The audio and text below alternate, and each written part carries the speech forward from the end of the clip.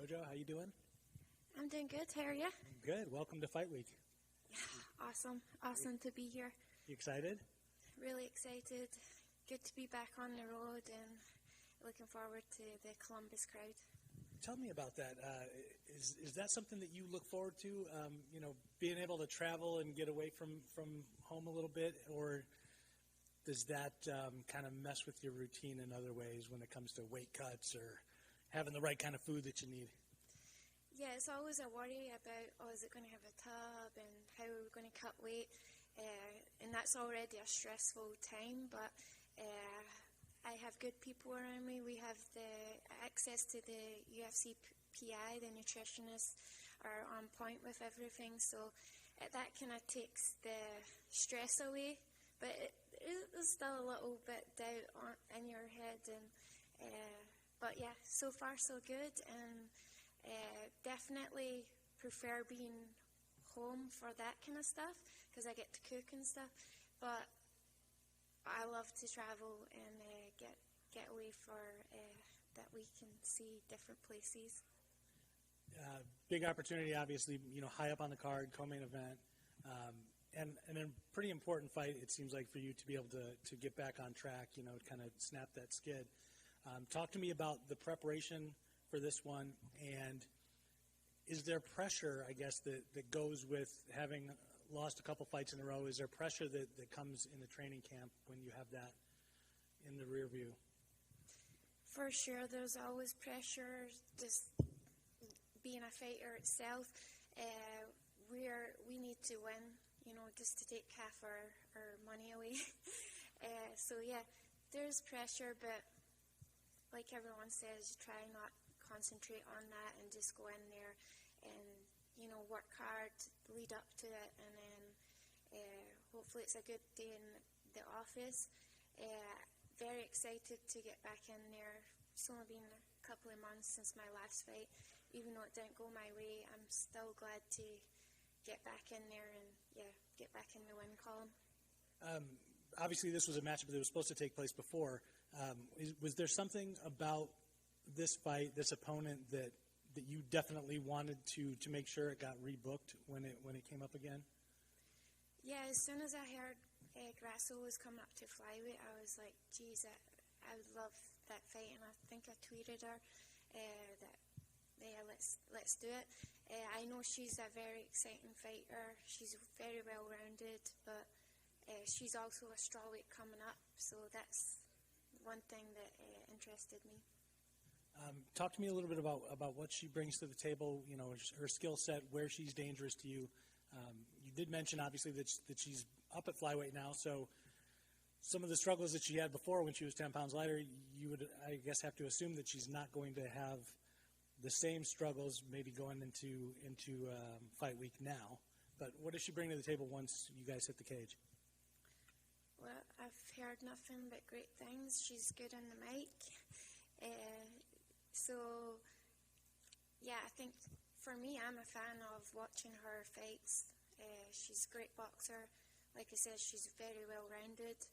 And, yeah, I think me and her match up really well and make an exciting fight, and that's what I'm always looking for. It'll be good to, obviously she's fought at flyweight before, but I see, I think me and her, for me, she's going to be the first one that I've fought that's coming up. Everyone else came down, so that's the thing that excites me. You feel like you'll potentially have some strength advantage in there once you guys get in there then? Or it's going to be similar. Just looking at kind of her resume on paper, she's only been put away, I guess, probably one time. She's also not been putting people away herself, so she seems to go the distance a lot. Is that something that goes into your preparation, thinking that this might be a grinder, this might need to drag out for 15 minutes? Yeah, definitely, especially the way judges score. Especially for me, I'm someone that I go for the head, body, and legs. Mixed martial arts supposed to be we box, we elbow, we kick, but we've seen it time and time after that these judges are scoring boxing, number one, and which for me, I'm like, anyone can throw a punch. It takes more skill to throw kicks and elbows and those kind of things, but for this fight, I feel like, yeah, it could potentially go to the decision, the judges. So I for sure have took that into consideration, that I need to be more volume, more heavy on my boxing and not be the way I am like with my boxing, elbows, kicks and that kind of thing. So mixing it up more. For me, I know I have to have that in the back of my head. She's going to be boxing a lot, so I'm going to have to outbox her. Even though you've got a couple losses in a row, you're in a division where, hey, it might only take a couple wins in a row, particularly over good names, and you're right there in that mix. You've been doing this for a long time. Title aspirations still the thing that's kind of in the back of your head, where, you know, when you're going through training camps and when you're in the gym each day, or are you kind of a one fight at a time and let's see what happens after the next one kind of fighter? It's kind of a little bit disheartening when I think about my journey and then think about the title, because it's like I've been so close so many times, but not so many times, a couple of times, and then it's just not happened for me. But I'm someone that never gives up, and if it's going to happen, then I need to do my job on Saturday. I need to win and then keep winning, and then it will happen. But I have a good case, because right now Valentina's up there and she's taken out all the girls that are above me and that have fought me. So I've still got that chance because I've not fought her yet, you know. So, but like I said, do my job Saturday, win. As fighters, we have to win to put that case out there. Thank you so much, Joe. Thank you. You said that Valentina's up at the top, taking out a lot of the women that you've already fought. With a victory on Saturday, do you think maybe a match between the two of you in Scotland would be possible? Ooh, Scotland, now we're talking. That would be a dream come true. So, for sure, obviously we don't make the matches. We have to go in there, perform, win. But yeah, that would be a dream. How much different was this camp than previous camps for you? I guess I could do more stand-up this camp, and yeah, so that's always fun for me. Yeah, I would say I can have put more boxing together for this camp, and yeah, that's only obviously doing the rest, but yeah. So in all the times that you talk to the media or you've been on the radio or television, you've been asked a bunch of questions, probably mostly about fighting. But what is like one thing that we don't know about you that you want people to know?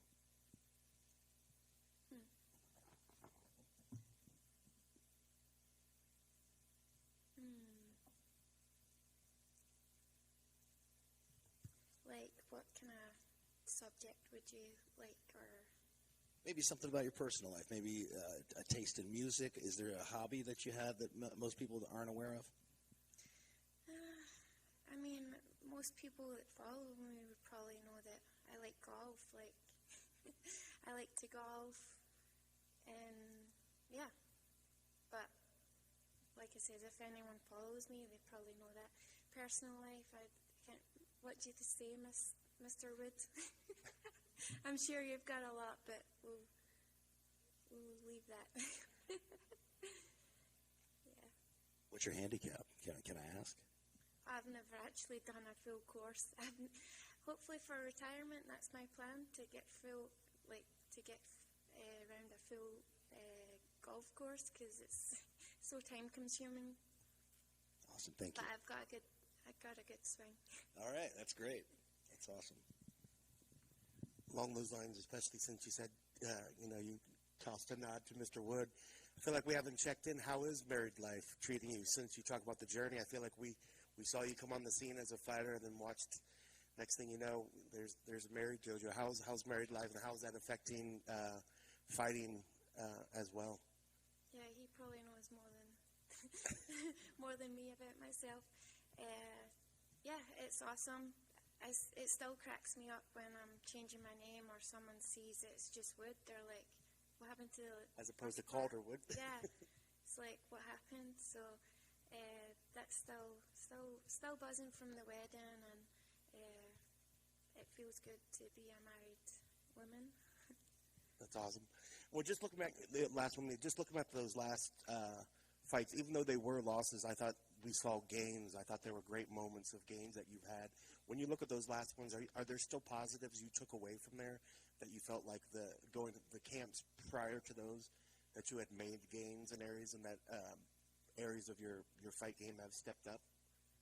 For sure, I was winning that round, but that's MMA for you. You know, don't give up until the very last, the bell goes. You know, because anything can happen.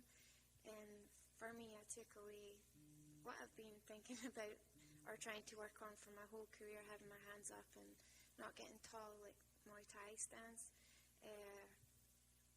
But for me, for the last camp especially, I was like, geez, you can do everything can go perfect. You can do everything, like turn up early, do everything the right way, and it can still not go your way. And that's disheartening a little bit, but at the same time, when things do go wrong, and things have went wrong in this camp, I'm like, it doesn't matter, you know, it's a fight at the end of the day, so I'm just looking forward to getting back in there and getting back in the win column. And with her fight style, is this the perfect fight to test the gains that you've gotten in your striking? Do you feel that she's the perfect opponent? Because she always seems willing to stand in the middle and throw hands. Is this the perfect opponent to test to see where your hands where they've gotten to? Yeah, for sure. I'm always hoping for that perfect dance partner, you know, that we are kind of the old school Muay Thai way, you know, we're just standing there and we're banging it out. There's no groundwork or no taking it to ground. And I think my chances are very high with Alexa Grasso. But obviously she's very well rounded, so you have to be smart and go in there with everything in mind that you have to win. You have to win in the judges' eyes and all that. Awesome. Thanks, JoJo. Best of luck. Thank you. Hey, Judge, and just last one here. This weekend we saw a really great card in London. Molly McCann put on quite a show, crazy finish. Does that put pressure on women's MMA to get crazy finishes like that? Do you see a fight like that, a finish like that, and think, that's what I have to do now? I have to top that? I have to do better than a spinning elbow? Or do you think it's just one-off, we take it as it is and leave it there? Come on, you're not getting better than a spinning elbow. Like, yeah, I'm buzzing. I'm a little bit sad that I wasn't there fighting, because that card was unreal, still buzzing from it. But yeah, like I said, you're not going to get better than that. It was picture perfect. Happy for Molly, and obviously I'm hoping to keep the momentum going and put on a great performance in the co-main event. So next card is going to be in Scotland. Yourself, Paul Craig, Casey O'Neill, Molly McCann, the whole crew. That's the plan. Hey, do you know something that I don't? I know nothing, but I'm hoping so. Yeah, me too. I'm hoping for that too. Thank you.